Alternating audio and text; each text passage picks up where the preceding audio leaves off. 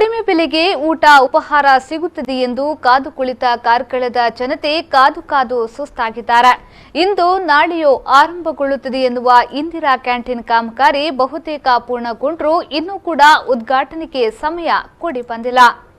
ಹಿಂದಿನ ರಾಜ್ಯ ಸರ್ಕಾರದ ಜನಪ್ರಿಯ ಯೋಜನೆ ಇಂದಿರಾ ಕ್ಯಾಂಟೀನ್ ತಾಲೂಕು ಕೇಂದ್ರದಲ್ಲೇ ಆರಂಭಗೊಳ್ಳುವ ಹಿನ್ನೆಲೆಯಲ್ಲಿ ಕಾರ್ಕಳ ತಾಲೂಕು ಈ ಅವಕಾಶವನ್ನ ಪಡೆಯಿತು. ಕಳೆದ 2017ರ ನವೆಂಬರ್ ತಿಂಗಳಿನಿಂದ ಈ ಕ್ಯಾಂಟೀನ್ ಉದ್ಘಾಟನೆಗೊಳ್ಳುತ್ತದೆ ಎಂದು ಸುದ್ದಿಯಾಗುತ್ತಲೇ ಇದೆ.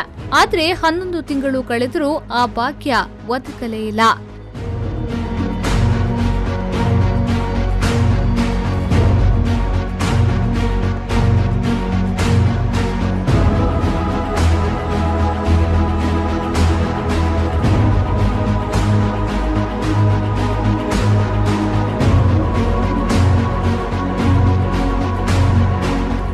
ಇಂದಿರಾ ಕ್ಯಾಂಟೀನ್ಗೆ ನಿರ್ಮಾಣವಾದ ಕಾಮಗಾರಿ ಸಂಪೂರ್ಣ ಕಳಪೆಯಾಗಿದ್ದು ಮಳೆಗೆ ಕಟ್ಟಡ ಸೋರುತ್ತಿದೆ.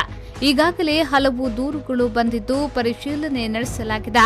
ಆದರೆ ಸೋರುವುದನ್ನು ಮಾತ್ರ ತಡೆಗಟ್ಟಲಾಗದಿದ್ದುದು ಸಮಸ್ಯೆಗೆ ಕಾರಣವಾಗಿದೆ.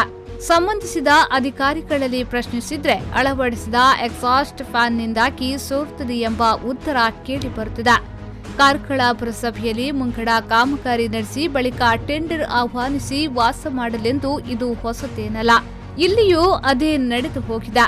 ಇಂಟರ್ಲಾಕ್ ಅಳವಡಿಸಿ ವಾಷಿಂಗ್ ಏರಿಯಾ, ಶೀಲು ಅಳವಡಿಕೆ ಮುಂತಾದ ಕಾಮಗಾರಿಗಳಿಗೆ ಟೆಂಡರ್ ಸೆಪ್ಟೆಂಬರ್ 28ರಂದು ಆಹ್ವಾನಿಸಲಾಯಿತು. ಕಾನೂನು ಬಾಹಿರವಾಗಿ ಕಾಮಗಾರಿ ನಡೆದರೂ ಅಧಿಕಾರಿಗಳು ಚಕಾರವೆತ್ತದೆ ಜನತೆ ಕಣ್ಣಿಗೆ ಮಣ್ಣೆರಚಲು ಟೆಂಡರ್ ಆಹ್ವಾನಿಸಿದ್ದಾರೆ.